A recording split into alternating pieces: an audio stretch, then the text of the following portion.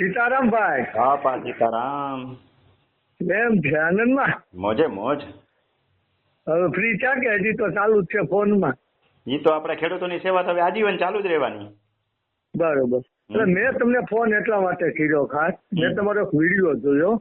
એક બેન એમ કહેતા હતા કે મારા બાપાની જમીન મારે વેચવી છે અને ભાઈઓ ના પાડે છે. પછી તમે એને એવું કીધું કે તમે અત્યારે લાંબી વાત ન કરો, ટૂંકી વાત કરો. બરોબર. તમે અહીંયા કોકને પૂછો એટલે મારે ફરિયાદ તમારી ઈ હતી કે આવા કોઈ વૃદ્ધ હોય, આવા પ્રશ્ન વાળા હોય ને એને ખાસ સપોર્ટ કરો. ધારો કે ગામમાં કોઈ તમારા ઓળખીતા હોય તો એને હારે ત્યાં મૂકો. અમુક વસ્તુ હોય એ ફરી ફરીને એટલા માટે પૂછતા હોય. તમારા જેવા ભાઈઓનો સપોર્ટ જોઈએ. બોલો, તૈયાર છો તો તમને ટ્રેનિંગ આપીશ. આવા ફોન તમને ફોરવર્ડ કરી દઈશ. તમારી તૈયારી છે એવી સેવા કરવાની? મને જેટલા મળે છે મુકેશભાઈ, મળે છે ને એ સલાહ આપવા વાળા જોઈ મળે છે. મારે 10 લાખ માણસોને જવાબ આપવાના હોય છે. 10 વ્યક્તિ મને એવા નથી મળતા કે સાહેબ હું તમને સપોર્ટ કરું. તમારી જેમ સલાહ આપવા વાળા મને 100 મળે છે. સમજી લો, મારે સલાહની જરૂર નથી, સપોર્ટ કરવા વાળાની જરૂર છે. બરોબર છે, રાઈટ. હવે બીજી વસ્તુ કહું, તમે 10,000 માણસોને જવાબ દો ને, બરોબર, એના બદલે તમે 5,000 ને જવાબ દો. એવું ન થઈએ કે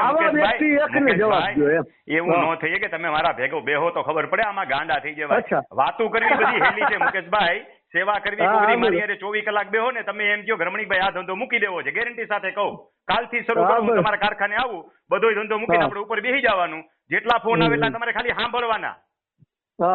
પછી તમે બીજા દિવસે કહેવાનું અઠવાડિયું મુકેશભાઈ એક દિવસ તમારી પાસે બુધવાર રજા છે આવીશ, તમારે મને સેવા કરવાની. મુકેશભાઈ ગાંડા થઈ જાવ એવા માણસો આવે છે. તમે જવાબ નો જો ઈ નો ખબર પડે મુકેશભાઈ. વાત કર્યા પછી ખબર પડે. ફોન ઉપાડો ને, જો એક વસ્તુ સમજી લ્યો, ફોન ઉપાડો ને પછી જ ખબર પડે કે કોથળામાંથી બિલાડું હું નીકળશે ઈ. અને અડધા તો ખોટા માણસો મને મળે છે, અડધા ની 90% ખોટા મળે છે મુકેશભાઈ. ના બરોબર છે. એટલે આ સેવા હું કરું છું ને ખરેખર હરફ પકડવાનો ધંધો છે, હેલો નથી. ઘણાને એમ લાગે કે રમણીકભાઈ ઉચકાવી લે છે. ઉચકાવતો નથી. આવા માણસોને મારે બોલતી બંધ કરવી પડે. અને કેટલાક માણસો તો મુકેશભાઈ એવા મળે છે મને કે જે પોતે ગુનેગાર હોય પણ પોતાના ઉપર કેમ અત્યાચાર થયો એમ મને વાત કરવા માટે, સમજ્યા? એમાંથી રસ્તા પોતે સામેવાળાને દબાવવાના.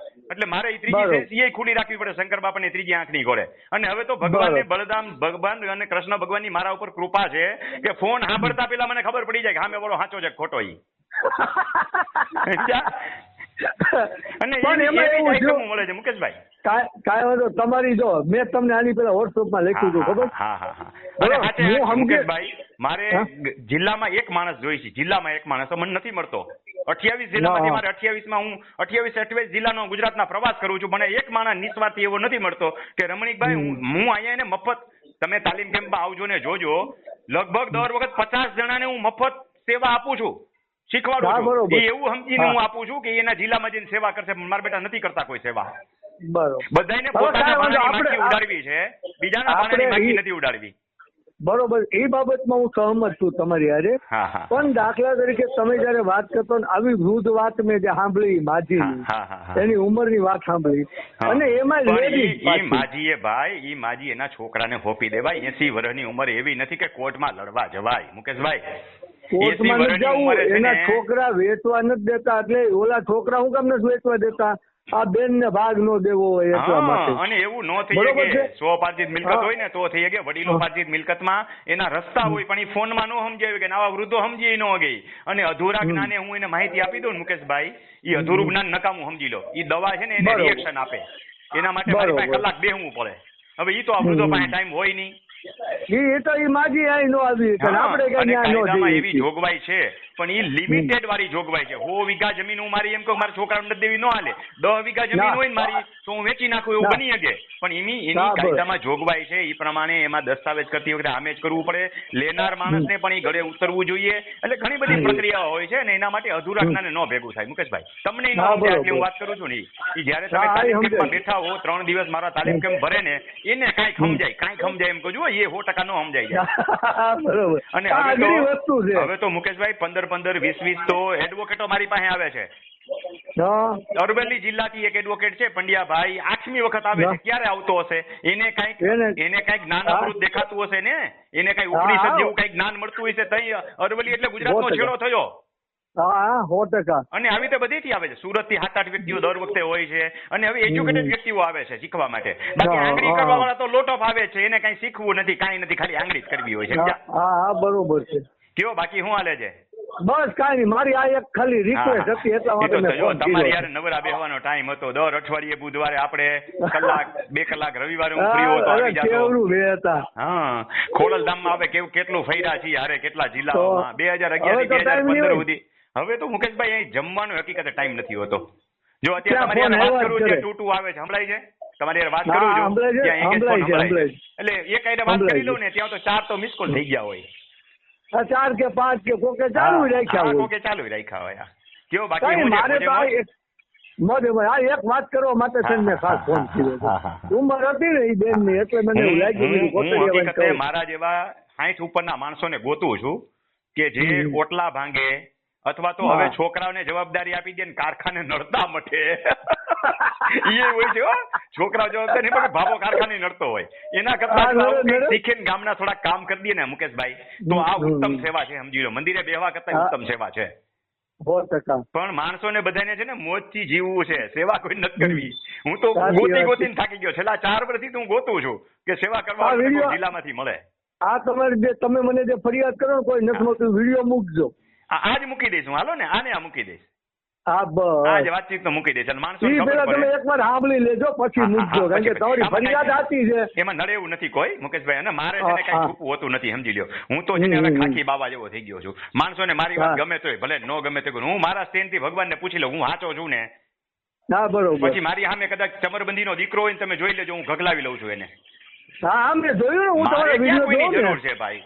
સાચું કેવું છે, ભગવાનનો ડર રાખીને કામ કરવું છે, એને હુજી સમજવું હોય સમજે. હજી સુધી મુકેશભાઈ તમને ખબર નથી, કજિયામાં હું ગયો તો નળ સરોવર બાજુ. 3 જ્ઞાતિ નથી બોલી, નકર માણસોને જ્ઞાતિ ધર્મ જેવું લાગશે. 3 એકબીજાના માથા ભાંગે એવી જ્ઞાતિ હતી, સમજી લેજો. એ જ્ઞાતિએ મને આમંત્રણ આપ્યું, સામે વળી જ્ઞાતિ મને સાંભળતી હતી. મને મારવા માટે કાયદેસર તૈયાર થઈ ગયા હતા 15 જણા. ત્યાંના કાંઠિયા ભાંગી નાખવા જેમ. એની અંદર નિર્ભયતાથી હું બોલીને આવ્યો હતો. ત્યાં ડેપ્યુટી કલેક્ટરને મળીને આવ્યો હતો. સિવિલ ડ્રેસમાં પોલીસ વાળા મોકલેલા હતા અને ગાડીઓ બોર્ડર ઉપર 5 કિલોમીટર આગળ ઉભી રાખેલી. મને કે રમણીકભાઈ અઘરું કામ છે. મેં કીધું તોય હું જઈશ. અને પછી 2 પક્ષકારોએ માફી માંગી મારી. જેના જુવાનિયા ઉભા થઈ ગયા હતા ને, એનો એક દાદી મારો બાપો બીજો બેઠો હતો, સમજ્યા? ઓલો છોકરાએ દરવાજા મારા બંધ કરી દીધા. બેઠા હતા ને ત્યાં, અને દરવાજા બંધ કરીને ભાઈને 15-17 જુવાનિયા ઉભા થઈ ગયા. એટલે એના બાપાએ પછી મેં કીધું, હું એક શબ્દ બોલું છું, એનો વિડીયો મેં મૂકેલો છે. મેં કીધું હું કોઈના બાપથી ડરતો નથી, નિર્ભય બનીને દરેક જગ્યાએ જાઉં છું, સત્ય હોય એની જ વાત કરું છું. ત્યાં તો એના બાપાએ ઓલા ચપટી વગાડીને છોકરાને કીધું હાલો ઘર ભેગી ના થઈ જાવ. અને પછી હાજે 3 જ્ઞાતિના આગેવાનો અમે ભેગા બેહીને જઈમાં અને એનો પ્રશ્ન હું સોલ્વ કરીને આવ્યો. મુકેશભાઈ, સત્ય હોય ને સત્ય એ ટકી રહે. મોતની બીક નહીં રાખવાની. કાંઈ લાવતો હોય આજ ભલે આવી જાય. બરોબર. પણ હજી કોઈ વ્યક્તિએ મને અપમાનજનક શબ્દ નથી કીધો. વોટ્સએપમાં મારી કોમેન્ટ નબળી ન હોય. હા બરોબર. ના એ તો હું જોયું તો તમારું નિસ્વાર્થ ભાવે કામ કરવું છે. કેટલા એડવોકેટના નામે સમજી લ્યો કે વિડીયો ઘણાઈને આવે છે. એ બધાને ધંધો કરવો છે. મારે ક્યાં ધંધો કરવો છે? બીજા એડવોકેટો મોબાઈલ નંબર આપે છે, હું કોઈ મોબાઈલ નંબર નથી દેતો. હું કહી દઉં ભાઈ 1 મહિનાનો વિડીયો સાંભળજે, ક્યાંકથી મારો મોબાઈલ નંબર મળી જાય. ના બરોબર. નકર મુકેશભાઈ હું ગાંડો થઈ જાવ. તમે વિચારો, મારા મોબાઈલ ખોડલધામ સહિત બધા થઈને છે ને, ખોડલધામ વખતે આપણે કામ કરતા હતા. આપણે તમને ખબર છે 6 વર્ષ કેવું કામ કર્યું, કેટલી સભા હું સંબોધન કરતો હતો. એ સિવાય અહીંયા સ્ટેજ સમિતિઓ, બધી સમિતિ તમને ખબર છે ને, 4 વખત મેં સંભાળી. હવે ઈ બધું મારું ગ્રુપ છે ને 10,000 વ્યક્તિનું છે, જેની પાસે મારા મોબાઈલ નંબર છે. 10,000 મારા અન્ય mobile number, 20,000 mobile number save છે. હવે તમે વિચારો મુકેશભાઈ, એક વર્ષે એક માણસ ફોન કરે ને તો 1000 ફોને 3 ફોન થયા, 10,000 30 ફોન થયા, 20,000 60 ફોન થયા. અને બાકીના મારા વોટ્સએપ ગ્રુપ જૂના હતા એ 22 હતા. એ 22-25,000 બીજા પકડો, 50,000 પકડો તો રોજના 150 ફોન થાય. વર્ષે એકવાર ફોન કરે તો મારે કડક નિયમ એના માટે રાખવો પડે, સમજી લો. અને હજી આગળ જઈએ તો મારો એવરેજ એક વિડીયો, એવરેજ 6 માંથી એક વિડીયો 1 લાખ માણસો જોવે છે. બધા પાસે મારા મોબાઈલ નંબર છે. હવે 1 લાખે જાવ તો 10 વર્ષે એક ફોન કરે ને, નિયમ ભંગ કરે ને, કોઈ હું નવરો ન થાવ, ગાંડો થઈ જાવ. એટલે નિયમો તો મારા આર્મી જેવા ટાઈટ હોય અને સરળતાથી મોબાઈલ નંબર આપવાનો નહીં. જેને મોબાઈલ નંબર મળી જાય ને એની પાસે જ્ઞાની આવી ગયું હોય ને મારી જરૂરિયાત ઓછી પડે અને એને નિયમની ખબર પડી ગઈ હોય. એટલે ટૂંકમાં નિસ્વાર્થ ભાવે સેવા કરવું છું. જેને જે સમજવું હોય સમજે. ના ના ખરેખર કરે જ રાખો, એમાં કાંઈ ખોટું નથી. બહુ જરૂરી છે. હું વિડીયો તમારા જોઉં ને એટલે મને આજે મારી યારે તમે વાત કરતા હતા ને એટલે મને થોડુંક એવું છું કે ભાઈ આમાં થોડુંક છે ને રમેશભાઈ ખબર હોય ને, મેં એની વિગત બધી જાણી લીધી સમજ્યા, પછી ફોન કર્યો. પેલા વોટ્સએપ થી ચેટ કરી હોય, પછી આ ફોન હોય. આ ફોન મૂકતા પેલા એની યારે પ્રક્રિયા થઈ ગઈ હોય. બીજું તમને કહું મુકેશભાઈ, આ 18મો તાલીમ કેમ્પ થાય છે. આની પહેલા તમને ખબર હશે, હમણાં જ રિસેન્ટલી 1400 કિલોમીટર ફરી આવ્યો. પાછો હમણાં મુખ્યમંત્રી શ્રીને મળવા જાઉં છું હું, ઇસ્યુ લઈને જાઉં છું. એક મોટો ઇસ્યુ અહીંયા પતાવ્યો.